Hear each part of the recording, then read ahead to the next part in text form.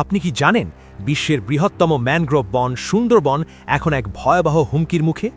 বন বিভাগ কেন ড্রোন দিয়ে তল্লাশি চালাচ্ছে এবং মাটি ভিজিয়ে দিচ্ছে জানতে হলে ভিডিওটি শেষ পর্যন্ত দেখুন।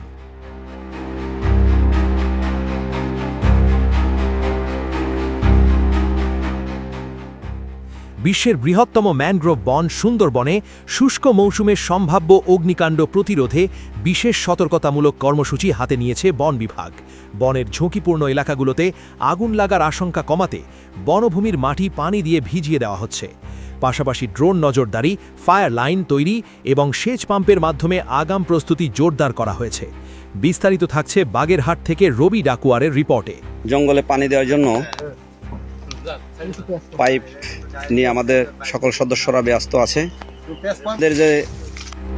বন বিভাগ সূত্রে জানা গেছে, শুষ্ক মৌসুমে শুকনো পাতা ও জ্বালানি পদার্থ থেকে দ্রুত আগুন ছড়িয়ে পড়ার ঝুঁকি থাকে।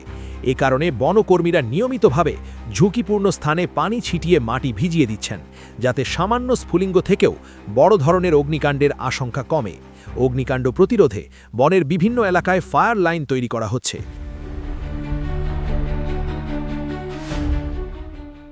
মাটি কেটে তৈরি এই ফায়ার লাইন আগুনের বিস্তার রোধে কার্যকর ভূমিকা রাখে। পাশাপাশি বনের পাশের নদী ও খালের পানি প্রবাহ সচল রাখতে এবং জরুরি প্রয়োজনে দ্রুত পানি সরবরাহ নিশ্চিত করতে নদী ড্রেজিংয়ের উদ্যোগ নেওয়া হয়েছে। অগ্নিকাণ্ড প্রতিরোধের নতুন নির্দেশনা অনুযায়ী জেলে, বাওয়ালি, মৌয়াল কিংবা কোনো দর্শনার্থী বনের ভেতরে আগুন, বিড়ি, সিগারেট, ম্যাচ লাইটার বা কোনো ধরনের দাহ্য পদার্থ নিয়ে প্রবেশ করতে পারবেন না।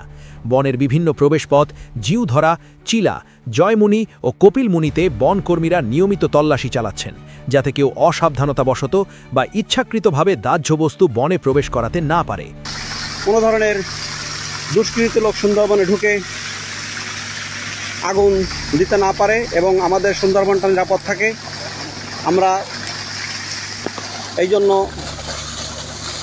অলরেডি অগ্রিম কাজ শুরু করে দিয়েছি।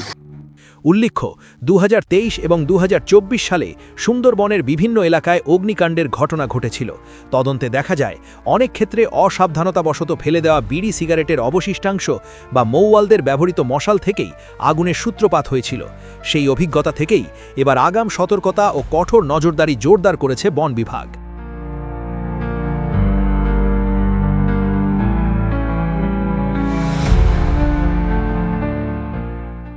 এই ছিল বাগেরহাট থেকে আমাদের আজকের প্রতিবেদন। আর এমন গুরুত্বপূর্ণ ও সত্য সংবাদ পেতে চ্যানেল RA নিউজের সাথেই থাকুন। এতক্ষণ আপনাদের সাথে ছিলাম আমি সাব্বির আরাফাত।